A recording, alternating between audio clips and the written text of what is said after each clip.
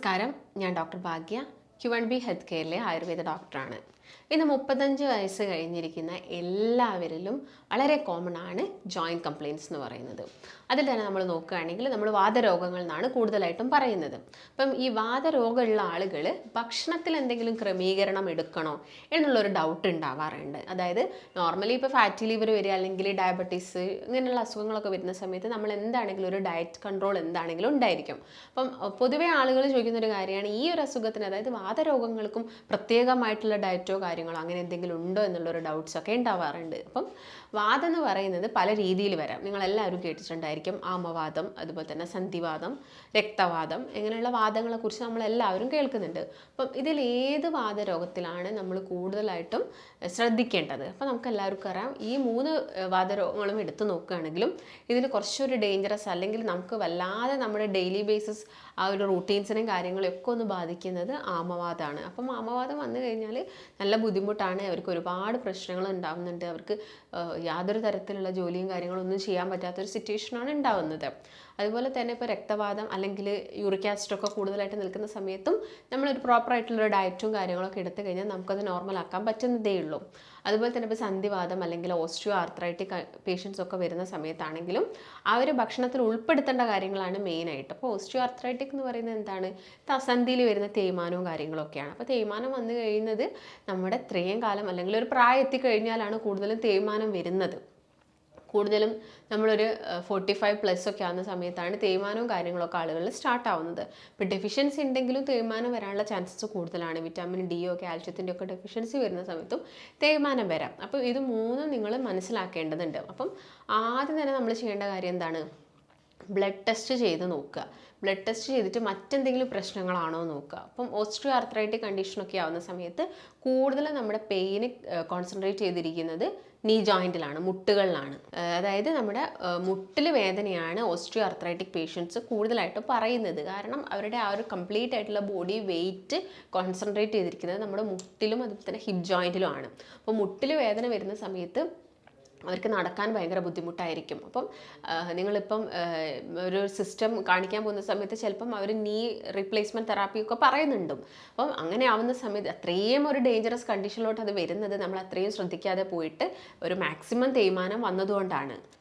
അതുപോലെ തന്നെ ആയിട്ടുള്ളൊരു കണ്ടീഷനാണ് RA എന്ന് പറയുന്നത്. അപ്പം RAൻ്റെ കേസിൽ നോക്കുകയാണെങ്കിൽ, റൊമാറ്റോയിഡ് ആർത്രൈറ്റിക് കേസിൽ നോക്കുകയാണെങ്കിൽ സ്മോളർ ജോയിൻറ്റ്സ് ആയിരിക്കും കൂടുതലായിട്ടും എഫക്റ്റഡ്. ഇപ്പോൾ സ്മോളർ ജോയിൻറ്റ്സ് എന്ന് അത് പെയിൻ തുടങ്ങിയിട്ട് അവർക്ക് ബിഗ് ജോയിൻറ്റ്സിലും വേദന ഉണ്ടാവും. അപ്പോൾ കൂടുതലും അവരുടെ സ്മോളർ ജോയിൻറ്റ്സ് ആയിരിക്കും. ഇപ്പം പേഷ്യൻസിനെ കാണുമ്പോൾ തന്നെ നമുക്ക് മനസ്സിലാവുന്നൊരു കാര്യം എന്ന് വെച്ചാൽ അവരുടെ കൈയൊക്കെ കുറച്ചൊരു കോടിയിട്ട് ആ ഒരു രീതിയിലാണ്. അപ്പം ഈ ഒരു വേർഡിൽ തന്നെ പറയുന്നത് ആമവാദമാണ്. അപ്പം ആമെന്ന് പറയുന്നത് ഇൻഡൈജസ്റ്റഡ് ആയിട്ടുള്ള, അതായത് പ്രോപ്പറായിട്ടുള്ള ഡൈജഷൻ നടക്കാത്ത ഭക്ഷണം നമുക്ക് നമ്മുടെ ശരീരത്തിൽ കിടക്കുന്നതിൻ്റെ ഭാഗമായിട്ട് അതിൽ നിന്നും എന്താണ് ഈ ഒരു ടോക്സിൻ നമ്മുടെ ജോയിൻസിലും കാര്യത്തിലൊക്കെ പോയിട്ടാണ് ആമവാദം വരുന്നത് എന്നാണ് ആയുർവേദത്തിൽ പറഞ്ഞിട്ടുള്ളത്. അപ്പം ഇതുകൊണ്ട് തന്നെ നമ്മുടെ ആദ്യം ശരിയാക്കേണ്ടത് എന്താണ്? ഡൈജഷനാണ്. പ്രോപ്പറായിട്ടുള്ള ഒരു ഡൈജഷൻ ഉണ്ടായിരിക്കണം. അപ്പോൾ ഡൈജഷൻ ഇൻകറക്റ്റ് ആയി കഴിഞ്ഞാൽ ആമവാദ പേഷ്യൻസിന് എന്തായിരിക്കും? പെയിന് കൂടാനുള്ള ചാൻസസ് ഉണ്ട്. അതുപോലെ തന്നെ മറ്റൊന്ന് യൂറിക് ആസിഡ് കൂടുന്ന കണ്ടീഷനാണ്. അപ്പോൾ യൂറിക് ആസിഡ് കൂടുന്ന കണ്ടീഷനിൽ നമ്മൾ പ്രോപ്പറായിട്ട് ഡയറ്റ് എടുക്കുക എന്നുള്ളതാണ്. നിങ്ങൾ എത്ര മെഡിസിൻസ് കഴിച്ചു കഴിഞ്ഞാലും നിങ്ങൾ ഭക്ഷണം ക്രമീകരണം തെറ്റായിട്ടുള്ള രീതിയിലാണെങ്കിൽ യൂറിക് ആസിഡ് നോർമൽ ആവാൻ നല്ല ബുദ്ധിമുട്ടായിരിക്കും. അപ്പം ഈ കേസുകളിൽ നമ്മൾ ചെയ്തിരിക്കേണ്ട ബ്ലഡ് ടെസ്റ്റ് എന്ന് പറഞ്ഞാൽ ഒന്ന് RA ടെസ്റ്റ് ചെയ്യുന്നത് നല്ലതാണ്. അതുപോലെ തന്നെ ഒന്ന് C റിയാക്റ്റീവ് പ്രോട്ടീൻസ് എത്രത്തോളം ഇൻഫെക്ഷൻ ESR മനസ്സിലാക്കുന്നതും എല്ലാം നല്ലതാണ്. അതുപോലെ തന്നെ uric acid, serum uric acid നോക്കുക. അതുപോലെ തന്നെ ഇപ്പോൾ ഓസ്റ്റിയോ ആർത്രൈറ്റിക് കണ്ടീഷനിലൊക്കെ കൂടുതലായിട്ടും വിറ്റാമിൻ ഡിയുടെ ഒക്കെ ഡെഫിഷ്യൻസിയാണ്. അപ്പോൾ വൈറ്റമിൻ ഡി, കാൽഷ്യം ഒക്കെ നിങ്ങളുടെ ശരീരത്തിൽ പ്രോപ്പറായിട്ട് സെറം കാൽഷ്യം ഒക്കെ നോർമൽ ആണോ എന്നുള്ളൊരു കാര്യം കൂടി ചെക്ക് ചെയ്യുന്നത് എപ്പോഴും നല്ലതാണ്. അപ്പോൾ ഇത് മനസ്സിലാക്കിയാൽ മാത്രമേ നമുക്കതിന് പ്രോപ്പറായിട്ടുള്ള ചികിത്സ കൊടുക്കാനും പറ്റുള്ളൂ. അല്ലാതെ തന്നെ നിങ്ങൾക്കൊരു ജോയിൻറ്റ് പെയിൻ ഉണ്ടെന്ന് കരുതിയിട്ട് നിങ്ങൾ ഡയറക്റ്റ് ആയിട്ടൊരു കാൽഷ്യം ടാബ്ലറ്റോ സപ്ലിമെൻറ്റ്സോ ഒന്നും സ്റ്റാർട്ട് ചെയ്യരുത്. മേ ബി അത് ചിലപ്പോൾ യൂറിക് ആസിഡ് കൂടിയിട്ടും ജോയിൻറ്റ് പെയിൻസ് നമുക്ക് വരാം. അപ്പോൾ ജോയിൻറ്റ് പെയിൻസ് എന്ന് പറയുന്ന സമയത്ത് യൂറിക് ആസിഡിൻ്റെ കേസ് നോക്കുകയാണെങ്കിൽ സ്മോളർ ജോയിൻറ്റ്സിൽ തന്നെ എഫക്റ്റ് ആവുന്നുണ്ട്. അതുകൊണ്ടാണ് നിങ്ങൾ എപ്പോഴും ഒരു ബ്ലഡ് ടെസ്റ്റ് ചെയ്യണം എന്ന് പറയുന്നത്. അപ്പോൾ എന്ത് വന്നാലും നിങ്ങൾ ഡയറ്റിൽ ശ്രദ്ധിക്കേണ്ട കോമൺ ആയിട്ടുള്ള കുറച്ച് കാര്യങ്ങളുണ്ട്. ഏത് വാദമാണെങ്കിലും വാതരോഗത്തിലും നമ്മൾ ശ്രദ്ധിക്കേണ്ട കാര്യങ്ങളിൽ പ്രധാനപ്പെട്ടതായിട്ടുള്ളത് ഒന്ന് ദഹനം പ്രോപ്പറാക്കുക എന്നുള്ളതാണ്.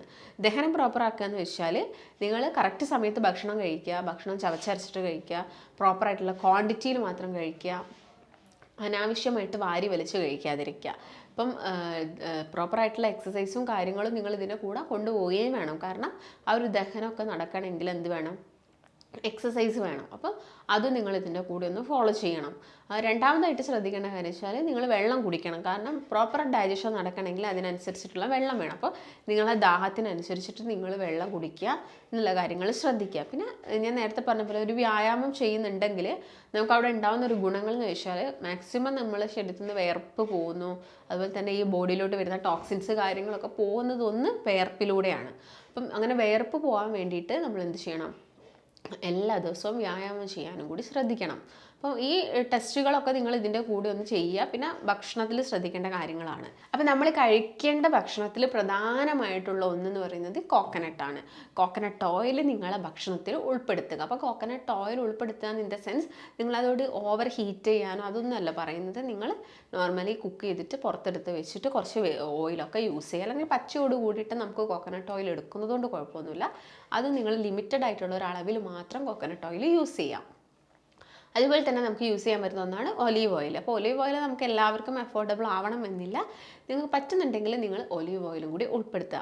അതിന് പകരം ചില ആളുകൾ പറയാറുണ്ട് വേദന കുറയ്ക്കാൻ, വാദം കുറയ്ക്കാനൊക്കെ നല്ലതാണ് ഈ പാം ഓയിൽ അല്ലെങ്കിൽ ബ്രാൻ ഓയിൽ എന്നൊക്കെ പറയുന്നത്. അപ്പം അതൊക്കെ നിങ്ങൾ എന്ത് ചെയ്യുക? ഒഴിവാക്കുക. അതൊന്നും നമ്മുടെ ശരീരത്തിന് ഒട്ടും തന്നെ നല്ലതല്ല.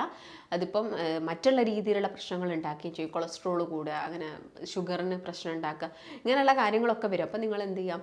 നമ്മൾ പ്യുവറായിട്ട് കിട്ടുന്ന കോക്കനട്ട് ഓയിൽ മാത്രം നിങ്ങളുടെ ഫുഡിൽ ഉൾപ്പെടുത്താൻ വേണ്ടിയിട്ട് ശ്രദ്ധിക്കുക. പിന്നെ നട്ട്സുകളാണ്. നട്ട്സുകൾ കഴിച്ചിരിക്കണം. അതുപോലെ തന്നെ ഒമേഗ 3 റിച്ച് ആയിട്ടുള്ള ഭക്ഷണങ്ങൾ കഴിച്ചിരിക്കണം. അപ്പോൾ നട്ട്സിൻ്റെ കേസ് നോക്കുകയാണെങ്കിൽ ബദാം, വാൾനട്ട്, പിസ്ത ഇങ്ങനെയുള്ള നട്ട്സ്, കാഷ്യൂ ഇതെല്ലാം തന്നെ ചെറിയൊരു എമൗണ്ടിൽ നിങ്ങളെ ഭക്ഷണത്തിൽ ഉൾപ്പെടുത്തുക. ഉണക്കമുന്തിരി നിങ്ങൾ തലേ ദിവസം രാത്രി വെള്ളത്തിലിട്ടിച്ചിട്ട് പിറ്റേ ദിവസം രാവിലെ കഴിക്കുന്നത് ഇങ്ങനെയുള്ള വാതരോഗികൾക്ക് നല്ലതാണ്. അതുപോലെ തന്നെ ഇലക്കറികൾ ഉൾപ്പെടുത്തണം. ചീര, മുരിങ്ങയുടെ ഇലയൊക്കെ നിങ്ങളുടെ ഭക്ഷണത്തിൽ മാക്സിമം ഉൾപ്പെടുത്തുക.